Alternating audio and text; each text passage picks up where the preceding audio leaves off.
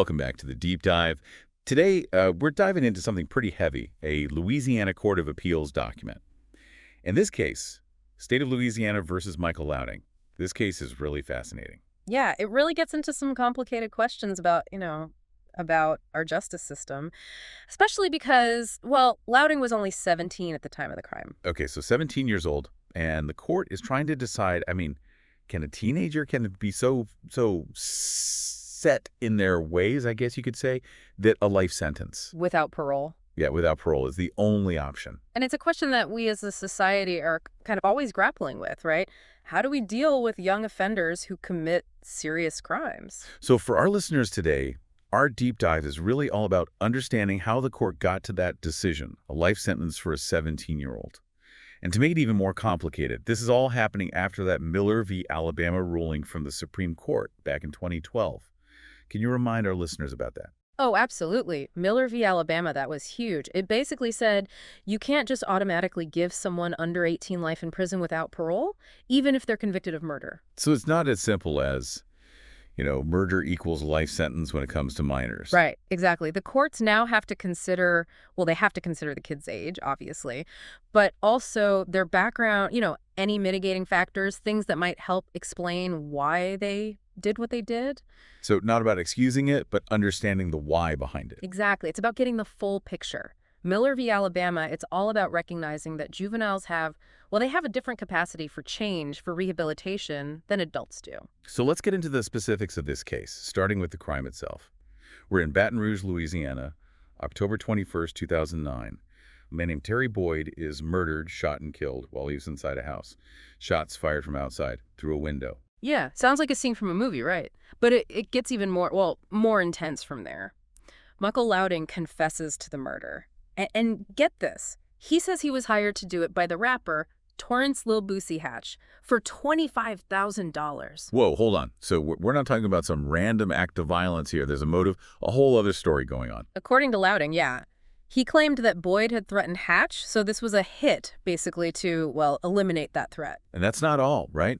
Louding's confession, it didn't end there. He admitted to participating in, well, a whole string of similar shootings, all planned out ambush-style attacks. It's really disturbing stuff. He confesses to being involved in the murders of Chris Jackson and Marcus Thomas, the shooting of Malika Holbert, and even a double homicide. The victims were Charles Matthews and Daryl Milton. It's almost like he was on some kind of rampage, which makes his age all the more disturbing. Remember, Louding was only 17 during all of this. Yeah. And that's what makes this case so complicated.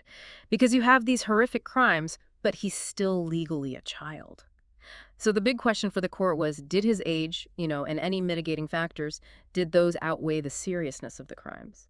Can someone this young really deserve life without parole? So the court had to figure out where to draw the line. Yeah, a really tough decision. So let's look at Louding's defense team. What were they arguing?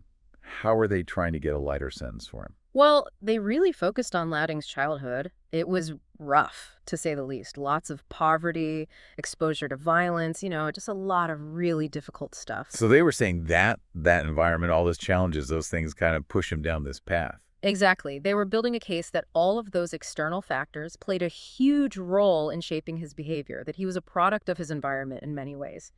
And to support that, they brought in people who knew him. Like family. Yeah, family members, people who could talk about what it was really like for him growing up. They also had a public defender who was familiar with his history. All of these testimonies, they were meant to show that, that his childhood was really troubled, full of hardship. It's not about making excuses, but it kind of helps you understand how someone ends up in this kind of situation, right? Exactly. And they went a step further. They also had a clinical psychologist testify, Dr. Frederick Sauter. Okay, so a psychologist, that's interesting. What did he add to the defense's argument? Well, Dr. Sauter testified that it was very likely that Louding was suffering from PTSD, from all the trauma he'd experienced, And this was really important for the defense because it suggested that his mental state, it might have played a role in his actions. So it wasn't just about, a difficult childhood, but the psychological effects of that childhood. Right. And that was another key point in Dr. Sauter's testimony. He believed that with the right treatment, Louding could actually overcome his PTSD, that there was a real possibility for him to change, to rehabilitate. So you have two very different perspectives here. On one hand, these multiple murders, and then on the other hand, you have this young man who might be struggling with some serious mental health issues because of his past.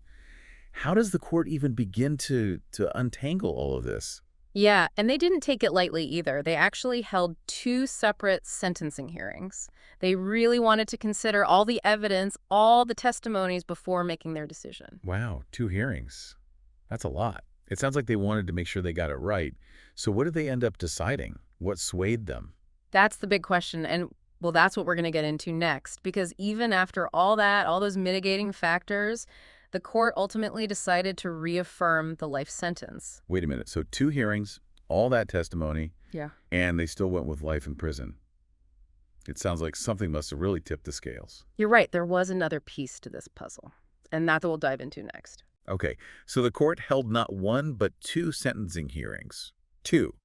They heard from the defense, the psychologist, and the family talking about Louding's difficult childhood. It's true, and they took all of that into consideration. And yet they still gave a 17-year-old kid life in prison.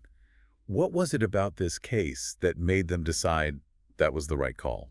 Well, the court said that while they did take all those mitigating factors into account, there was something else, something important that they couldn't ignore. Louding had a long juvenile criminal history. So even though he was young, he already had a serious record. Yeah, unfortunately, that's right. And that played a big part in their decision. They said they had serious doubts about whether he could really be rehabilitated. I mean, he'd already been involved in so much crime. So it's like they saw that pattern and thought, okay, this is probably going to continue. Exactly. And to make matters worse, there were reports that he was even involved in criminal activity while he was already locked up. Oh, wow. So even while incarcerated, he was still engaging in criminal behavior. Yeah, and that definitely made the court question his potential for change. I see. So in their eyes, he was still heading down a dangerous path no matter what his age was or what kind of childhood he had. Right, it seemed like nothing was going to stop him. And the judge actually used this really strong phrase to describe him. He said that Louding was, quote, incorrigible. Incorrigible. Wow. That's like beyond hope. Yeah, it implies that the court believed there was no chance for him to change. No chance at all. It almost feels like they thought he was beyond rehabilitation, even with, what the psychologist said about PTSD and all of that. Right, and that actually brings us to a really important point in this case, and it's something that's been debated a lot. The defense actually wanted to bring in a mitigation specialist. Her name is Juliet Yackel. Hold on. A mitigation specialist. What's that? So a mitigation specialist, they're kind of like investigators, but for a defendant's life. They spend months, even years, really digging into their backgrounds. So getting all those extra details, all the stuff that might help the court understand them better. Yeah, exactly. They talk to family, friends, teachers, anyone who can shed light on who this person really is, what their life has been like. Makes sense. And they wanted her to testify about all that. Exactly. But wait, you said this was something that's been debated. Did they not let her testify? That's right. The court wouldn't allow it. Why not? Well, they said that her testimony would have been hearsay because it was all based on what she learned from other people, not her own direct observations. Okay, so it was like a technicality, a rule that prevented her from speaking. Yeah, in a way. But it's more than just that. Think about it. Trying to understand someone's life without hearing from the person who's spent months piecing together their story. Yeah, that's true. I mean, she probably had so much information that could have helped the court really get to know Louding. Exactly. And that's what makes this so controversial. Some people argue that by excluding her testimony, the court might have missed some crucial information that could have changed their view of Louding, his potential to change. Wow. So this wasn't just about the crime itself. It was about the process, the rules of the legal system. It definitely adds another layer of complexity to the case, because on one hand, you have the desire to really understand a defendant, get the full picture. And then on the other hand, you have these procedural rules that sometimes get in the way of that. And in this case, because of those rules, the court didn't get to hear what this expert thought about Louding's ability to change. Right. Okay, so we've talked about the crime, about Louding's background, the court's reasoning, and now even some of the procedures of the court. But taking a step back, what does all this really mean? It comes down to this question. Can someone who is so young, someone who has done these terrible things, can they still be considered incapable of change? Is it fair to label a 17-year-old as incorrigible, like the judge said. That's really tough to answer. I mean, multiple murders. It's hard to imagine anyone coming back from that. Right. But the whole idea behind Miller v. Alabama, that ruling, it's all about understanding that juveniles, their brains, they're still developing. You don't always make the best decisions. More than that, the parts of their brain that are responsible for thinking ahead, for controlling impulses, they're just not fully formed yet.